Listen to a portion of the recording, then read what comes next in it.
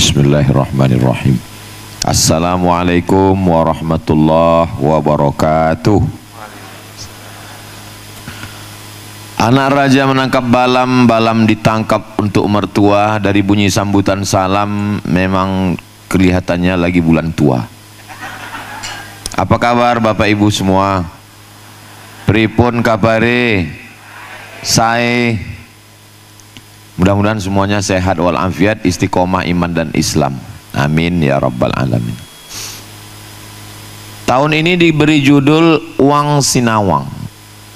Saya mau nanya segan, masa profesor nanya? Yes. Mantap. Tapi dari yang saya dengar tadi, mungkin agak-agaknya beginilah maknanya. Saya kan suka juga ngintip-ngintip IG Ustadz Salim ini. Saya lihat di airport Tokyo, saya lihat sudah sampai ke Jerman, saya lihat lagi di Belanda. Dalam hati saya, enaknya jadi Ustadz Salim. Saya ke Singapura aja tertolak. Gitu ya. Saya nggak tahu perbuatan saya itu apa namanya.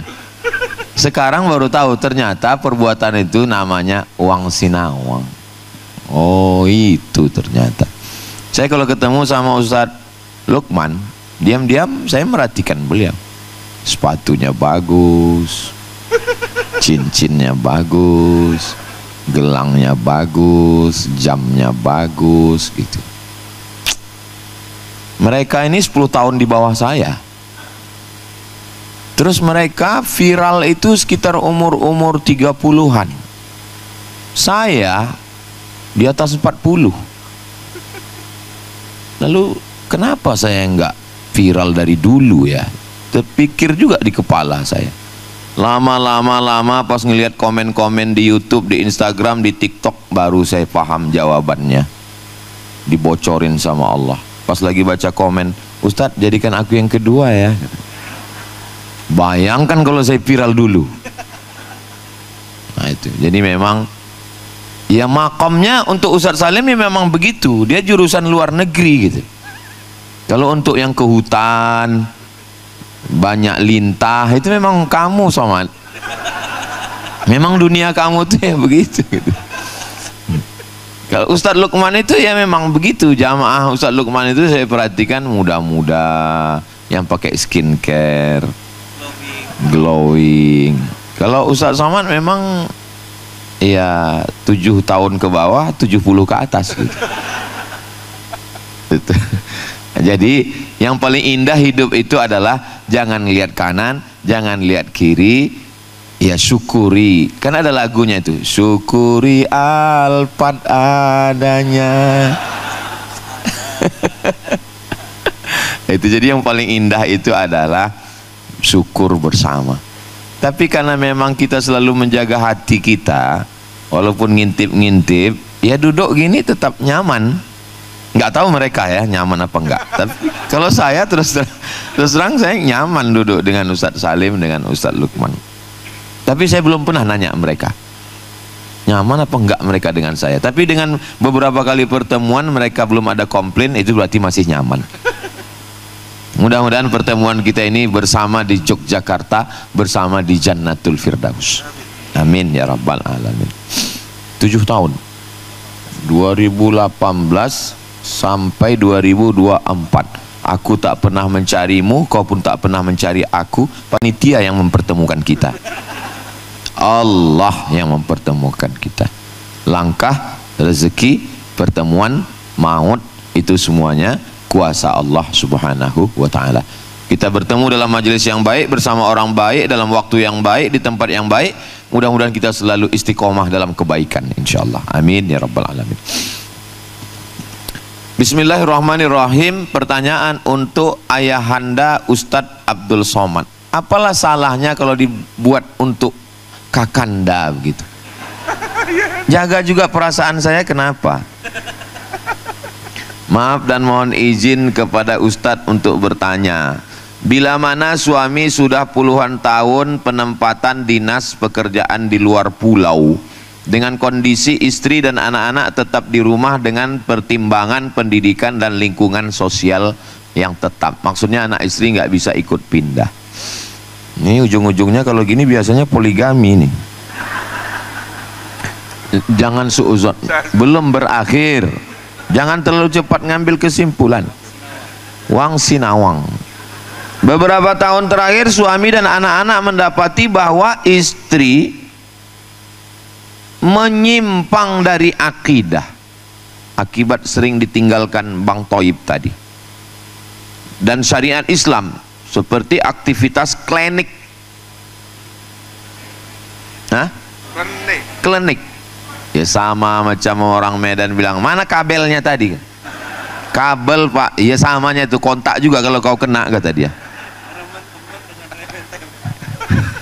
Klinik, foya dan aktivitas rentenir, riba.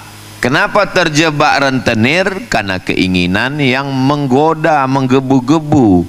Kenapa keinginan besar? Karena tiap hari scroll. Kenapa scroll terus? Karena kurang perhatian, suami jauh. Maka bapak yang di rumah jangan bapak scroll juga, perhatikan istri. Juga ditambah lagi pinjol. Iya, kebutuhan besar maka ditopang oleh pinjaman online. Uang kurang, judi online. 690 triliun perputaran uang dalam online. Mainnya game online, judinya judi online, pasangannya seks online, tapi neraka jahanamnya offline. Yang sudah di luar kemampuan keluarga untuk melunasinya. Sudah diberi peringatan keras beberapa tahun ini, tapi tidak berubah. Ini pertanyaan apa curhat?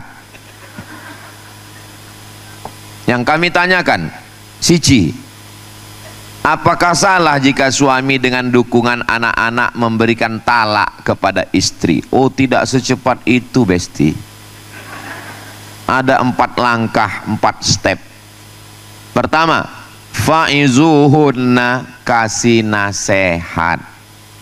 Kenapa kamu main pinjaman online? Kenapa kamu belanja sudah tahu kebutuhan kurang? Gara-gara kamu mas, kenapa tinggalkan kami pergi ke pulau sana? Ini juga untuk kebahagiaan kamu.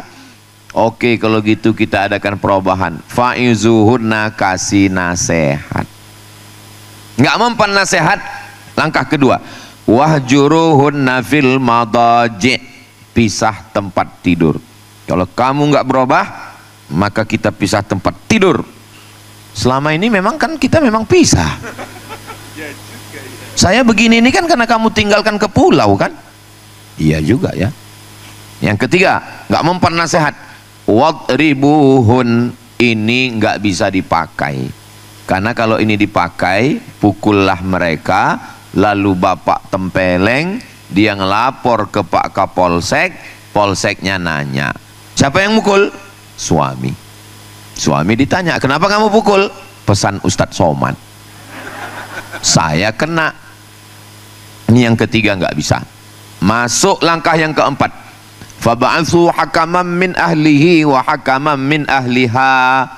Kirimlah utusan dari pihak suami dan utusan dari pihak istri, namanya mediasi. Yang dikirim mediator. Karena mereka berdua sudah tidak bisa dipertemukan, karena sudah jadi Tom and Jerry. Iyurida islahan yuwaffiqillahu bainahuma. Kalau memang mereka mau islah bersama, berdamai, Allah akan mempertautkan hati mereka. Tapi kalau sudah tidak bisa dipertemukan lagi, barulah masuk langkah yang kelima, namanya talak 1. Masih ada iddah 3 bulan bisa rujuk. Dalam 3 bulan rujuk, nggak perlu pakai akad wali saksi, nggak perlu pakai mahar, nggak perlu bawa ke RT RW, nggak perlu. Makanya ketika jatuh talak, perempuan itu nggak keluar rumah, tetap di rumah, cuman beda kamar. Saya talak kamu, pas turun hujan, ya tinggal ketuk pintu, I'm coming my darling. selama sebelum akad belum habis. Tapi kalau akad sudah habis, 3 bulan lewat, dia mau rujuk lagi, maka mesti ada rukun nikah, mempelai laki-laki, mempelai perempuan, 2 saksi yang adil, ada wali, ada mahar, ijab dan qabul. Ini namanya manten anyar stok lama. Jadi talak itu ada talak 1, ada talak 2, ada talak 3. Kalau sudah talak 3, nggak bisa kembali lagi sebelum istrinya nikah dengan laki-laki lain, baru bisa kembali lagi. Ancaman yang berat. Tapi kemarin Pak Ustadz ada katanya asal ngamuk dikit, kopi lambat datang langsung talak 100. Itu namanya talak metik.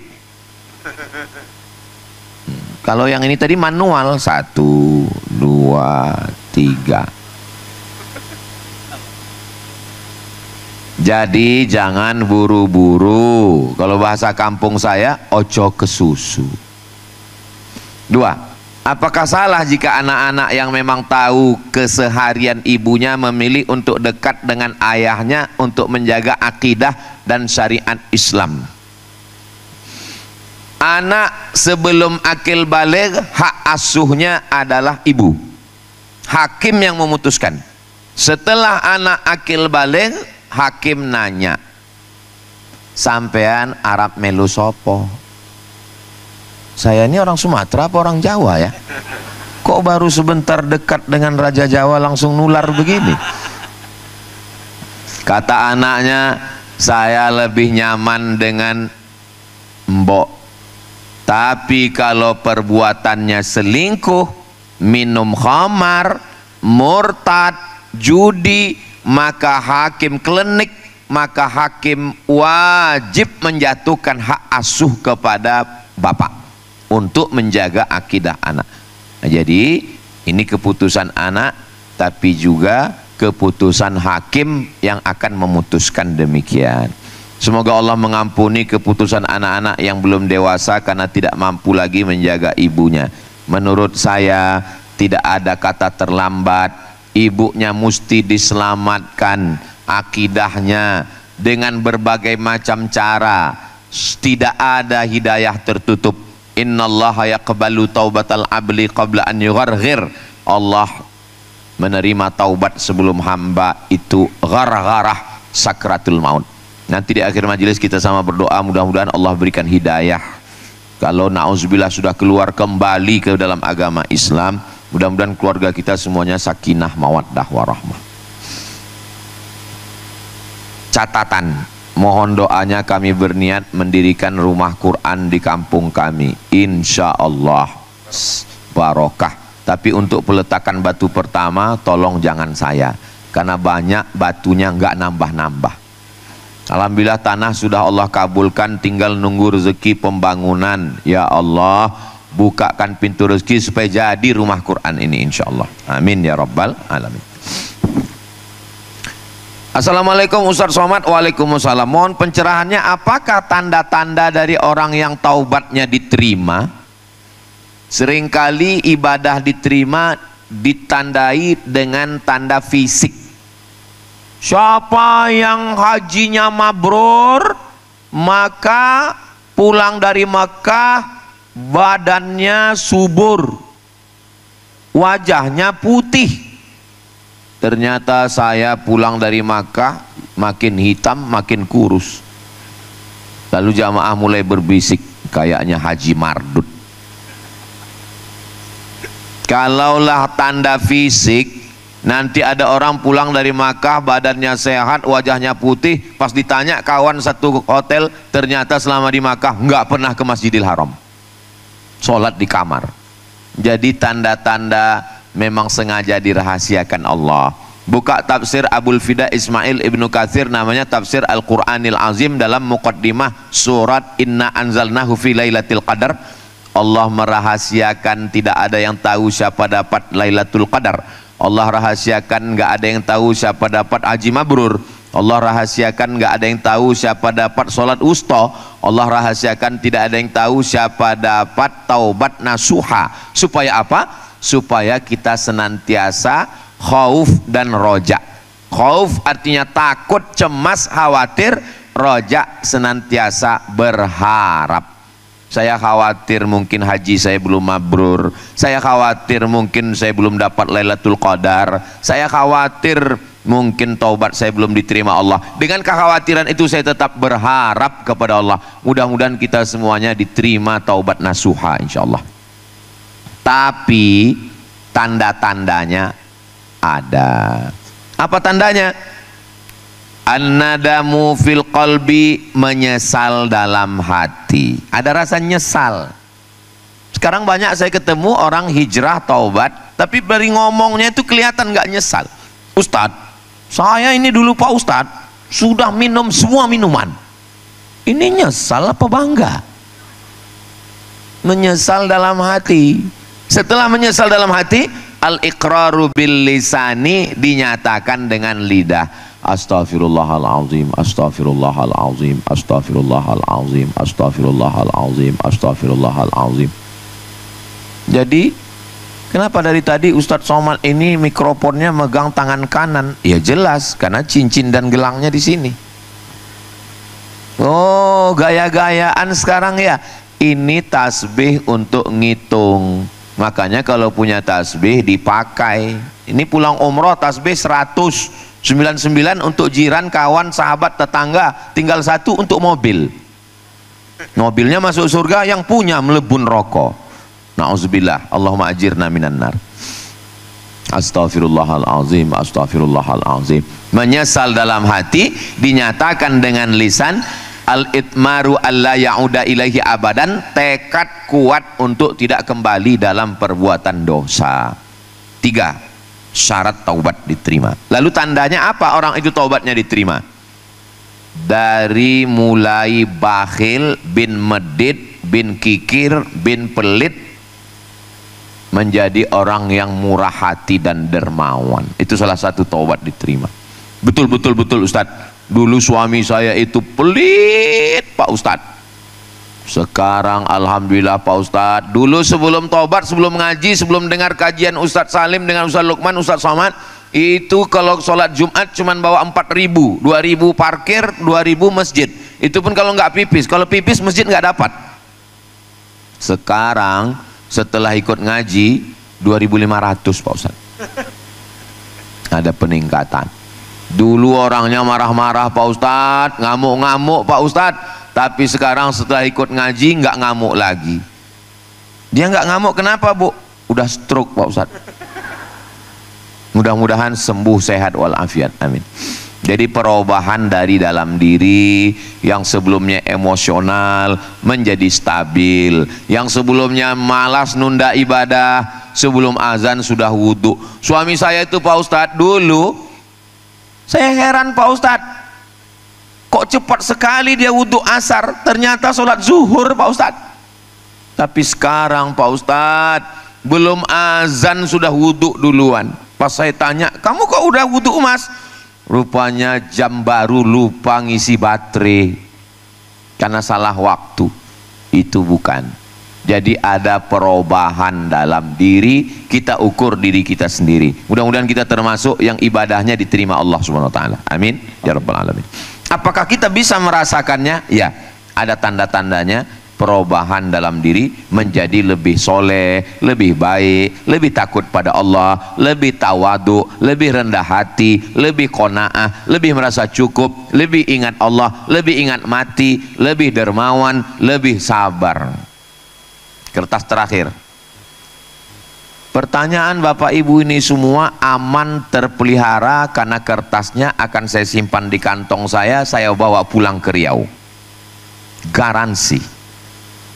Assalamualaikum Ustadz. Waalaikumsalam warahmatullahi wabarakatuh. Salam hormat, hormat juga. Bagaimana hukum tulisan kaligrafi Al-Quran yang ada pada dinding rumah, dinding masjid, mata uang dinar? Apakah betul dilarang padahal kita tahu bahwa kaligrafi adalah suatu seni dalam penulisan Al-Quran yang bisa menjadi syiar agama Islam? Kami membaca di salah satu artikel bahwa 4 imam mazhab sepakat melarang memasang kaligrafi yang berisi ayat Quran pada media apapun karena hal tersebut. Hampir habis napas saya, nggak pakai titik koma. Ada ulama besar Al-Azhar Mesir ngajar 15 tahun di Makkah, diundang pemerintah Saudi Arabia.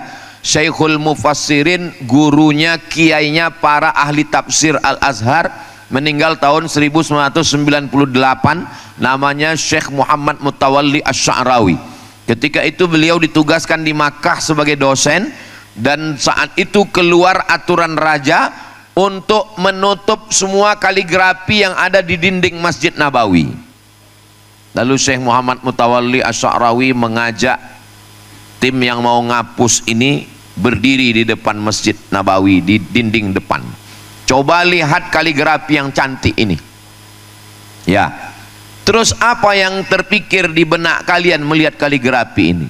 Masya Allah, tabarakallah, indah sekali. Ada kaligrafi diwani, ada diwani jali, ada riq'i, ada sulusi, ada kufi. Begitu indahnya. Ada orang yang suaranya bagus melantunkan Al-Quran dengan lagunya Bayati, Soba, Sika, Nahawan, Jiharka. Tapi ada orang suaranya kurang bagus, tapi tulisan kaligrafinya indah. Melihat kaligrafi mengingat Allah, melihat kaligrafi mensyukuri nikmat Allah, melihat kaligrafi membuat orang menjadi ingat Al-Quran, membaca ayat-ayat. Itulah alasan kenapa kaligrafi di dinding Masjid Nabawi tidak dicopot sampai sekarang.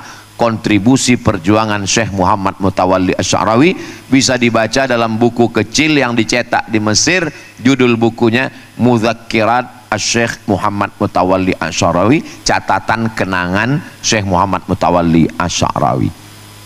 Adapun yang mengatakan 4 mazhab melarang, tidak ada 4 mazhab melarang tulisan kaligrafi. Ada seorang wali Allah namanya Imam Bishri Al-Hafi. Hafi artinya nggak pakai alas kaki. Kenapa dia tidak pakai alas kaki? Bishri Al-Hafi orangnya pemabuk, peminum khamar, mabuk terus. Suatu malam dia pulang. Saat dia pulang, hujan rintik-rintik, habis hujan lebat, tepi jalan ada air mengalir. Lalu dia lihat ada secari kertas tulisan Bismillahirrahmanirrahim. Lalu di tengah antara mabuk dan sadar, dia ambil tulisan Bismillah itu, dia pulang ke rumah, dia tempel di dinding kamarnya. Setelah itu dia pun tertidur. Saat tertidur malam, dia mendengar suara, wahai Bishri Al-Hafi, karena engkau sudah memuliakan namaku, maka aku muliakan engkau di antara hamba-hambaku. Sejak itu dia malu menginjakkan kakinya dengan alas kaki karena dia merasa tidak ada apa-apanya, dosa terlalu banyak. Maka digelar dia dengan nama Imam Bishri Al-Hafi. Hidupnya sebelum Imam Ahmad bin Hanbal, imam mazhab yang keempat. Imam Ahmad bin Hanbal meninggal 241. Tapi jangan gara-gara kisah ini pulang nanti sendalnya hilang, tinggal semua. Kita tetap pakai sendal karena menjaga keselamatan kaki. Tapi yang diambil pelajaran adalah kalau di ruang tamu ibu ada tulisan kaligrafi.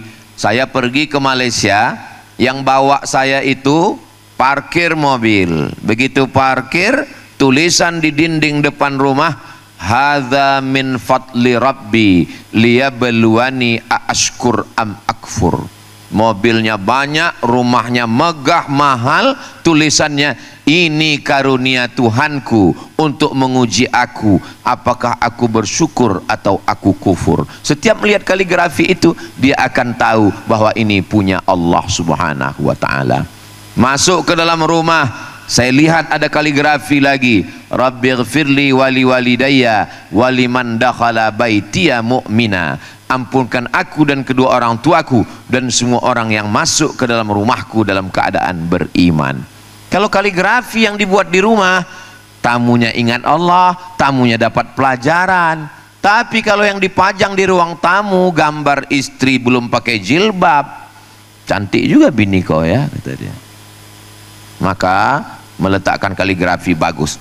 Memang ada mazhab Maliki memfatwakan menulis kaligrafi di dinding masjid hukumnya makruh. Mazhab Maliki saja. Kenapa mazhab Maliki memakruhkan kaligrafi di dinding masjid?